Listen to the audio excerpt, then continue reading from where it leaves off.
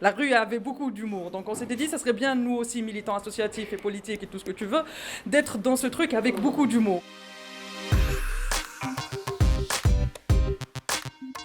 Bonjour, je suis Reda Menassel et je vous parle d'Alger. Et pour cette vidéo un peu spéciale, je ne suis pas seul. Salut, c'est Amina. J'ai commencé en tant que haut-parleur à Alger et désormais j'habite à Marseille. Avec Reda, on a décidé de se réunir pour vous parler des slogans et des musiques qui ont fleuri durant ces manifestations qui ont touché l'Algérie et tous les Algériens, que ce soit là-bas comme ici en France. La grande majorité de ces manifestants utilisent l'art et l'humour pour faire passer leur message. Le hirak en Algérie, quand les blagues font plus de mal que les balles, on en parle tout de suite. Il n'y a que Chanel pour faire un numéro 5 ou encore votre système nuit gravement à notre santé. Autant de slogans, encore une fois, qui font très rapidement le tour des réseaux sociaux à chaque manifestation. Et ce qui est intéressant justement, c'est que là tout de suite, je vous emmène à l'une des fabriques de ces fameux slogans, l'association Rage, 20 ans de militantisme dans les pattes.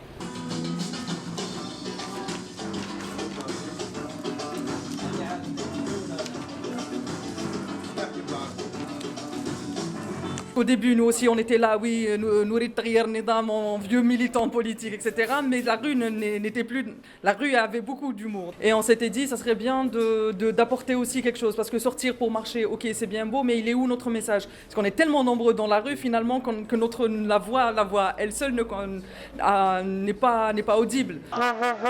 Le peuple algérien est essentiellement constitué de jeunes, pour la plupart apolitiques. Donc je me suis dit, quel est le moyen d'essayer de titiller chouïa la jeunesse. Je me suis dit, il vaut mieux faire des références à la culture pop, les dessins animés, les jeux, les mangas, l'humour aussi, ça fonctionne énormément. Voir les jeunes en train de se recevoir avec les lances à eau, en train de répéter un slogan « Eh oh, zidoulna shampoing, nous le labas ». Comment traduire ça en français? C'est chaud. Jeunes dans la rue qui sont là à revendiquer leurs droits, surtout, ils sont pacifiques, ils ont beaucoup d'humour et ils sont conscients. Je ne peux que être heureuse et fière. Et de ton côté, Amina, comment est-ce que ça fonctionne à Marseille? Qu'est-ce qui s'y passe justement? On est moins nombreux, c'est vrai, mais en tout cas on garde les mêmes moyens d'expression. On essaye d'utiliser l'art, la culture pour s'exprimer. Il y a bien sûr aussi des slogans qui sont assez drôles et les Algériens m'expliquent pourquoi eux aussi ils ont choisi de s'exprimer comme ça. C'est notre domaine. C'est vrai? On a toujours fonctionné comme ça. Alors. On a déjà essayé la violence et ça n'a pas marché et on a pris une leçon. Étant algérien, je sais que les Algériens ont un sens de l'humour assez aiguisé. Disons que les Algériens ont été interdits de manifester dans l'espace public pendant très longtemps. Ils en ont fait une fête, une sorte de fête populaire et qui traduit des messages politiques également. À Marseille, on reprend non seulement les slogans, mais on reprend également les chants populaires de supporters qui sont constamment dans les manifestations en Algérie.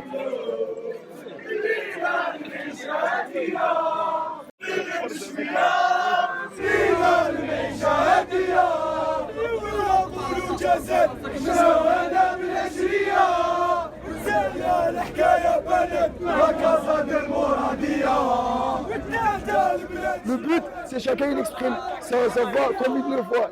On a des artistes et nous on a pris la chanson de la Casa del Moradia parce que c'est une chanson qui a été sortie par le peuple algérien, le peuple qui va dans les stades. C'est les gens assez nobles, assez modestes qui n'ont rien dans l'Algérie, ils n'ont rien eu, sauf l'amour du football. Ils ont réussi pour un match à exprimer des sentiments pour cette Algérie. Moi, je pense que ce qu'on voit aujourd'hui n'est que le résultat des luttes qu'il y a eu. Il y a eu les chômeurs, il y a eu les étudiants, il y a eu les médecins, il y a eu les pharmaciens, tout ce qui se passe aujourd'hui, c'est la cristallisation de 20 ans de mouvements de niche. Après, aujourd'hui, on est arrivé à un stade de non-retour.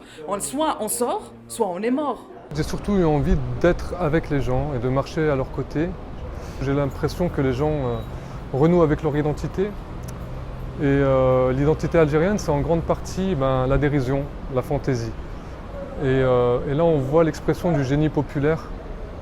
Et c'est très beau à voir. Et comme beaucoup de Franco-Algériens, moi aussi, je suis allée à Alger parce que voir tout ça depuis Marseille, ça me frustrait. Je voulais vraiment savoir quelle était l'ambiance, comprendre la créativité artistique des Algériens et surtout la voir dans la rue parce que c'est ça qui est important. Moi là, je suis au Théâtre National Algérien. Chaque semaine, un groupe d'artistes se réunit et invite les citoyens à discuter de l'Algérie de demain. Et chacun est libre de parler et c'était vraiment fort et important pour moi de voir cette liberté d'expression. Et ça a été aussi l'occasion de rencontrer quelqu'un que vous connaissez. Salut, salut! Amina qui a d'ailleurs ramené le mauvais temps avec elle de Marseille, merci beaucoup. Mais en tout cas, moi je suis là pour quelques jours, mais je repars à Marseille parce qu'on a plein de reportages à vous préparer avec Reda. Absolument, parce que tu le sais très bien, Amina, l'Algérie est un pays plus que fascinant, très très complexe, très très loin aussi des clichés véhiculés ici et là, qu'on vous propose de continuer à explorer en notre compagnie tous les deux. À très bientôt! Salut, salut!